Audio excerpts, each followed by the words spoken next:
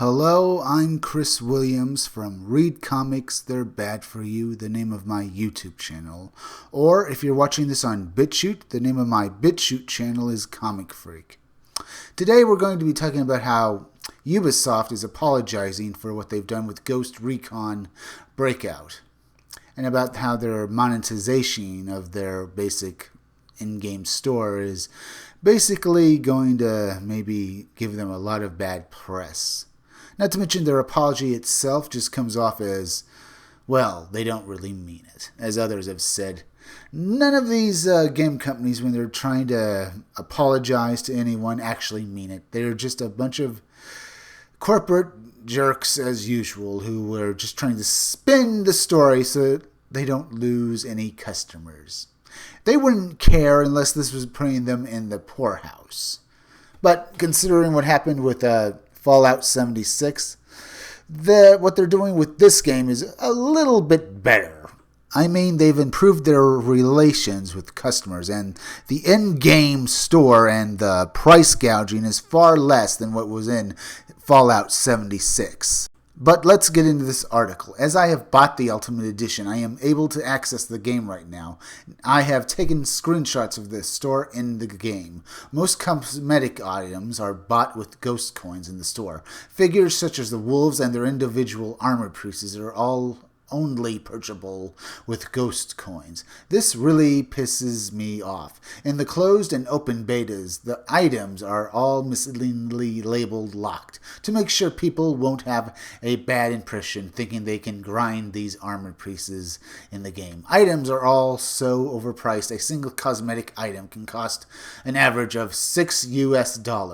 Camos such as multicam are only found on Golem Island, basically the in-game raid island. This is despicable. So, cosmetic items can run you $6 in real money, and there are a lot of those items, and some items can only be used in some parts of the game.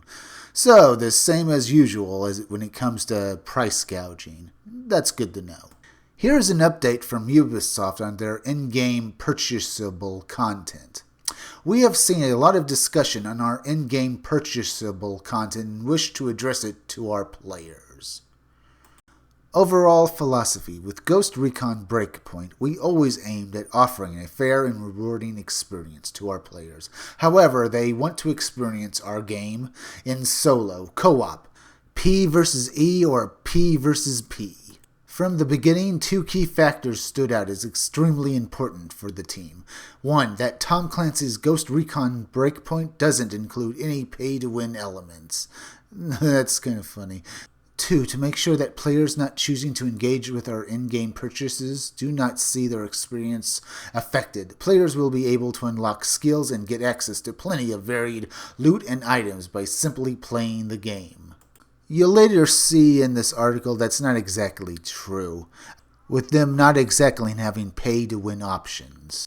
Take this time savers thing. We are aware that during the early access of Tom Clancy's Ghost Recon Breakpoint on October 1st, some time savers, items, skill points, bundles, XP boosters, parts bundles for advanced weapon upgrades were available for purchase for a few hours in our in-store.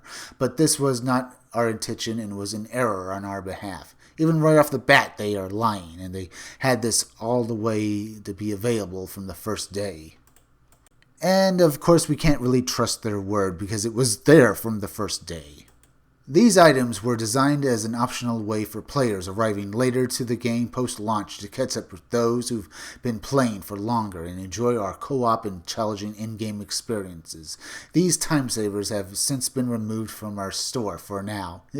For now? Oh, I guess. You know, if you're playing that game for the first time, you just have to grind. But you don't have to if you use these time savers to suddenly get to the end of the game quickly. That's so good and so nice.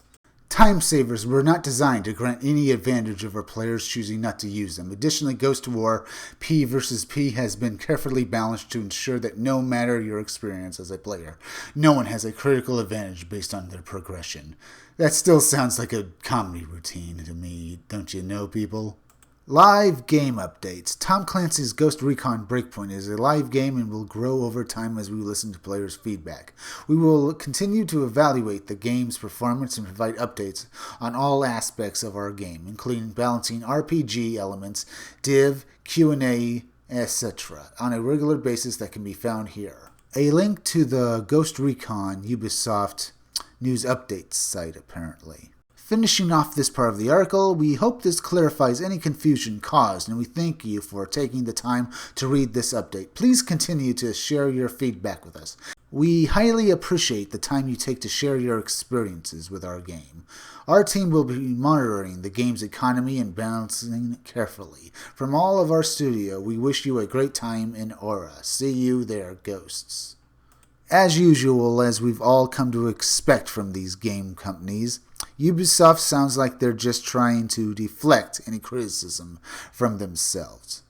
Here we can see some of the in-game purchases in their store. You can see that they run from 1,800 to 1,300. Some of these are with ghost coins, but a lot of them can be also paid with US American dollars or any currency that a country is using when they're playing their version of Ghost Recon Breakpoint. They can say it as much as you want, but they're still nickel and diming you for anything you really want to get in the game. You don't have to buy everything in the game or grind through it to get everything to play the game. But there is the fact that from the day one when they first released the game that you could use this to, well, not have to grind very hard through the game. Even though they took it out a few hours after it had been released, in their own words, so that players who were later on getting into the game could quickly move through it. But if you think about this logically, if you're buying the game, you'd naturally have to grind through it. Not to mention some of the cosmetic options in the game can only be bought in the store. That can be fine, but it also is rather scummy from Ubisoft to do that. This option was to allow players the option to be able to create, well, costumes for their characters that resemble people in other video games or even movie and comic book franchises, allowing them the option to customize their personal character to look like them. They're not actually playing as someone like Batman or, say, a character from G.I. Joe. They're just trying to get the character to look as much like them as possible. But being able to pay for that out of your own money, no matter what they say, still comes off as a price gouging technique that the company is trying to use to get at your wallet so that you'll pay more money for a game you already spent full price paying. Here are some people's comments on this action by Ubisoft. It still doesn't mention why the trademark outfit of Fury, the one seen in the trailers, is entirely locked behind a paywall. Like Common, this was part of the actual concept art and marketing. Why is that? It's almost 1/6 of the gold edition, 1,000 USD. They need to address it. Other than that, I'm having a blast. Genuinely believe this game could be a Game of the Year contender for Death Standing. Ishi91 says, not to mention they bait and switched her hairstyle too. It's even still being marketed on Twitter and in the skills menu. Here's a reply from Albrain1. What you mean, Lo? The bald part of the side, I think it looks just fine in the game. What really bothers me is the gear. The gear is totally the same as marketed. Ishi91 responded with, as in she originally had a long braided brown hairstyle. Think Angelina Jolie in Tomb Raider. Only to be replaced with a generic black bun hairstyle. Ubisoft finally created a long feminine hairstyle, which has been a big request in all of their games with any character customization for years, and they get rid of it. Someone responded to Ishi91 by saying they got rid of it because the hairstyle was clipping through the characters and environment.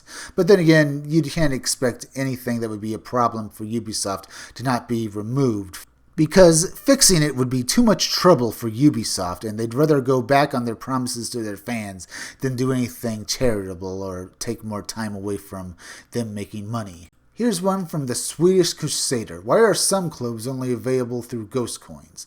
The outfit of Fury, responded by Albrain1. Tomer8009 says, let's be real, you know why. And that's pretty much obvious, because you have to pay money to get it, of course. Because Ubisoft likes money more than it likes its customers. With that kind of attitude, it's amazing they haven't partnered up with Disney. But this is enough about that. I'm not going to read through every comment. I just wanted to make a couple of jokes about it and tell you that Ubisoft is basically acting as usual, and they're just going to price gouge people. But at least it's better than what other games they've released lately, like Fallout 76. Who they destroyed their perk system to make your character more powerful in favor of you paying money to them to make it easier for your character to get through the game. Well, that's good, but you gotta remember earlier on in the article when they said they got rid of all that stuff for now. So don't trust Ubisoft, they're probably just waiting to try and gouge more money from our wallets. Now, if you like this video, subscribe. Make sure you're still subscribed because YouTube is going around unsubscribing people. So make sure you're still subscribed. If you're watching my videos but you have not subscribed, please subscribe to me. Subscribe to my YouTube channel, Read Comics, They're Bad For You. Then go over to BitChute and subscribe to my BitChute channel, Comic Freak. Hit that bell for notifications, hit that like button, and leave some comments down below. Now, could you please also share this video? Because YouTube is going around not promoting their creators' videos anymore, and it would really help me if you could please share this video. Share it on Twitter and share it on Facebook. Share it anywhere you think it would do the most good. It's plug-in time! Plug-in time! I'm now going to plug for my independent comic book, so keep checking back in future videos for more information on my own upcoming independent comic book, Scumdogs. I'm Chris Williams, and I'll be back again tomorrow with another video or review.